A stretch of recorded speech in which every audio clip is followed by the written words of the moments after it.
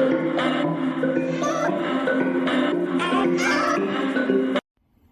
everyone, welcome back to the Megaproject that Inspire channel. If you have subscribed to our channel, you will know that we share informational videos about historical mega projects that inspire any project manager and practitioner today. So, are you ready to learn some very nice time-tested project management lessons? Today, let's take a look at the Forbidden City of China. First, let's look at the size and significance of the Forbidden City. It's the world's largest imperial palace, over 3 times the size of the Louvre Palace in France. And as shown in the picture here, the complex is actually equivalent to 10 times the size of White House, 5 times the size of Buckingham Palace, and over 100 times the size of the football field. It actually took 11 years to prepare the materials, 14 years to build the entire complex. Project started 1406, ended 1420, and it was built by over 1 million workers, and including more than 100,000 craftsmen. It was the imperial palace for China for 492 years and home to 24 emperors. The entire complex was actually designated UNESCO World Heritage Site in 1987. The palace complex consists of 980 buildings of important historical value.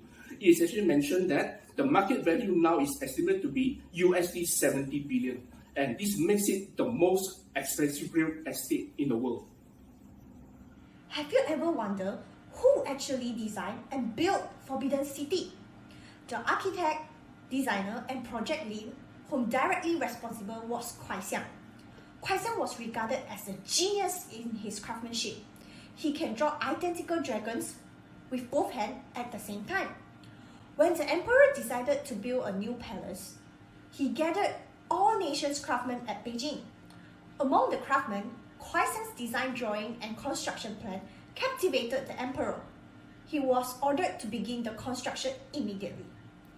Kuai Xiang led the project to complete front gate of the palace within 3 years, and subsequently, he was commissioned by the emperor to construct the whole Forbidden City. He laid the foundation of Forbidden City, which stood still till this day. This ancient drawing was among the early depictions of the Forbidden City, where Kuai Xiang was featured in the drawing. From project management angle, the stakeholders were given the absolute power with the highest legislative authority and responsibility, thus the divine heavenly right to rule over all people. Given Forbidden City as a project, the main stakeholder to keep satisfied and engaged was the ruler at that point of time, who is Yongle Emperor. Materials such as golden tiles, stones, timbers, marbles, and roof tiles were gathered from all over China. Wonder how much the project could have cost? Due to the challenges in estimating the cost of the project 6 centuries ago, many versions of Forbidden City was built in Guizhou province in 2012 using the same wooden architect structures, which cost USD 312 million. One of the signature designs of Forbidden City is the unique roof structures. What makes it so unique? Well, the roofs are bird roof. Roof was constructed with steeper slope and the spine of the roof wider than the gap between a bird's claws, making it impossible for the birds to land on the roof. This special attention was given to maintain the cleanliness of Forbidden City. Another unique feature of the Forbidden City is that it has the best preserved wooden structures in the world. The primary frames of all buildings were built with precious and high-quality Zennan wood from the jungles of southwest China. The carpenters used interlocking mortise and tenon joints to construct its great palace buildings, where beams and columns joined harmoniously without nails. Well, it was without nails because nails were considered violent and inharmonious. The buildings in the Forbidden City are also earthquake resistant. Disaster-resistant structures were developed using interlocking flower-shaped brackets called duogong that reduce the impact of earthquake on buildings. These are so effective that they have helped the Forbidden City to withstand 200 earthquakes in the last 600 years. Duogongs are often found nestled beneath the eaves and roof, and in case of a quake, they transfer roof weight to the supporting columns. Multiple duogong brackets are added and the weight of the roof compresses the joints and distributes the weight evenly throughout the structure. This helps the building to absorb the stress without any structural damage. The next interesting feature of the Forbidden City is its design.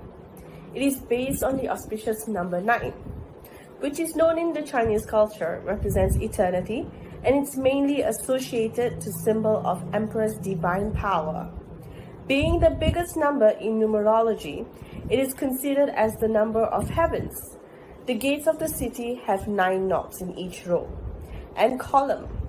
Structure and decorations are constructed at multiple of 9s.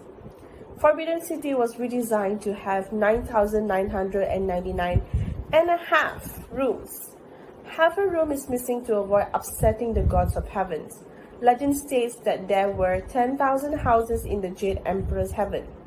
The Emperor's room couldn't equal the number belonging to the Jade Emperor, even though he was the ruler on the ground. Finally, given its wooden structure without concrete, the structure of Forbidden City is designed to keep its occupants warm during winter. There are hollow walls in the palace that were connected to pipes and chimneys. The pipe and chimneys networks were connected to ovens outside and beneath the rooms. Basically, they light fire under the building so that the heat can go through and heat up the interior of the room and palace. This style was used to warm the beds too. Well, that is all for our presentation on the magnificent Forbidden City of China. Hope you enjoyed the video. Please like and subscribe to our channel below for more interesting projects coming up soon. See ya! Bye!